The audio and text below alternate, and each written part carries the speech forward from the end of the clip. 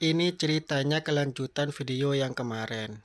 Sudah 2 hari burung terucuk saya ini tidak dibersihin sama sekali. Belum diganti airnya sama purnya.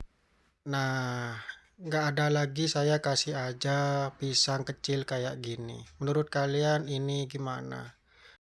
Daripada tidak dikasih pisang sama sekali ya gak apa-apa lah. Kasih pisang kecil aja.